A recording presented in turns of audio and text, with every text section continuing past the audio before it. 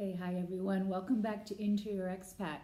So, I'm getting ready to go to yoga this morning, and I just realized that yoga is actually a really great subject for one of these videos. So, that's exactly what I'm going to do. Uh, the very first time I came into San Miguel and went to practice yoga, I had bought a membership at a golf course that's here in town. It's called Malinkeen. Kobe played golf and I didn't at the time. So the membership was mostly about golf, but I also noticed on the schedule that they offered yoga classes and Pilates classes and swimming classes, and I thought, wow, a lot of good options here. I think I'm going to enjoy this. So the very next day, I went to go to a yoga class, and this was mid-December. And when I went in, I was the only gringa there, and all the women around me were really busy talking to each other very excitedly. And they all had their yoga mats, but they also had flowers and candles and photos. And I soon realized that there wasn't going to be a yoga class in that studio, that they were all going somewhere. I really had no idea what was going on. I was kind of lost. And I didn't speak any Spanish at all, so I could hardly understand what was going on. And finally, someone in English came up to me and told me that there wasn't going to be a yoga class in the studio that day, that they were all taking an excursion to the Botanica Jardin that was outside of town. And she said that it was a special occasion. It was something that they only do once a year, and she asked if I wanted to go along. I told her, yeah, I want to go along, but I don't have a car and I don't know how to get there. And she said that wasn't a problem. She said there's lots of people that would be driving, and I could hitch a ride with someone. So she told me that they would be leaving in about 20 minutes and I could come along. So I was a little nervous, to be honest. I really didn't know what to expect. I didn't know anyone. All these women were huddled together talking and having coffee. And I kind of just like wandered around the locker room and kind of wandered around outside and waited for 20 minutes to go by, which turned into, of course, 30 minutes. And so then finally they started to get up and get ready to go, and everyone was grabbing their flowers and their candles and their mats and their purses. And I kind of just tagged along with the group in a car, and they started driving. And it was a drive. I mean, it wasn't a place that was close. At the time, it seemed like it was forever to get there, but really it was only like 10 minutes out of town. Not even that, 5 minutes out of town. So we arrive at this place, and it's a beautiful botanical garden area that's outside of San Miguel just slightly. And it is enormous and beautiful, and there's all these sculptures all around, and people are excitedly walking into the entrance. And there I see you're supposed to pay a fee to enter, and I have no money. So someone pays for me to enter, and I'm like just totally a fish out of water. And I have my mat, and we go into the Jardin, and we're walking around these paths, and they go to this beautiful building and start to look around for the instructor, and she hasn't arrived yet.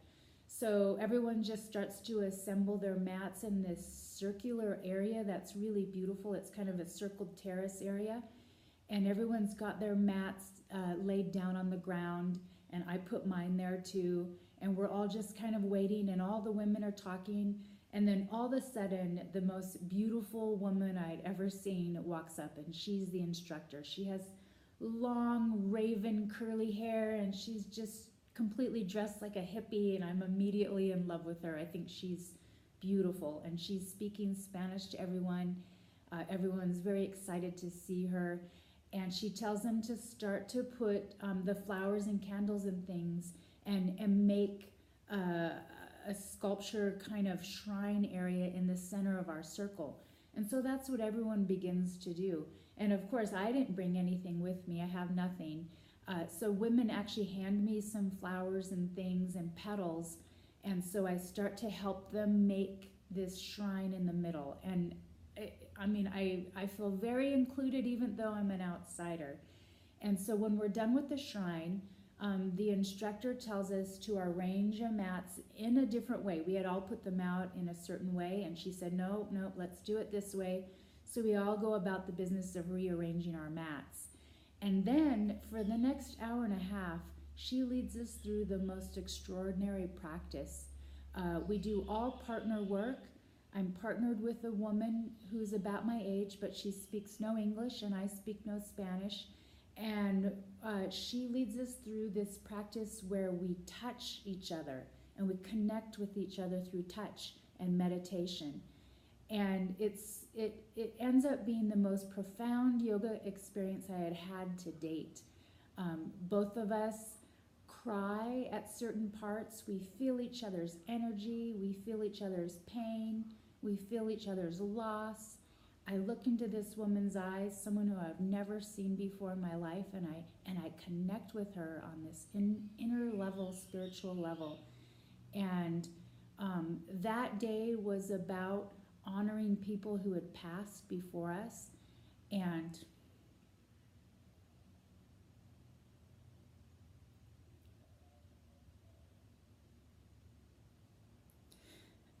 I had lost my husband, and she had lost hers. I had no idea. And that's how we connected. It was a very profound moment. It was a very profound practice. And that was my very first yoga practice in San Miguel de Allende. So I began taking yoga classes with that woman, not for very long because she left the club soon after. But the other important thing that happened that day was I learned to not have any fear about being here. The women that were around me embraced me, even though I didn't speak their language, even though I was a gringa. On the way back in, when it was all over, we all rode in together again to go to the club. And in the car, I just sat and listened to the women speak, and they were all so happy to be together. I didn't understand anything they were saying, but I could feel their energy and their love for each other. And in that car ride, on the way back, I met my very first friend. Edith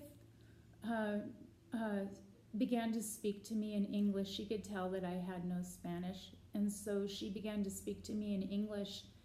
And still to this day, we're very, very close friends, and we do yoga together all the time. She's a truly wonderful person. And that was my introduction to yoga in San Miguel. Sorry about crying.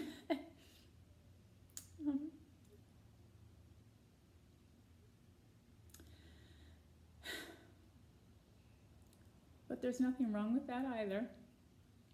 So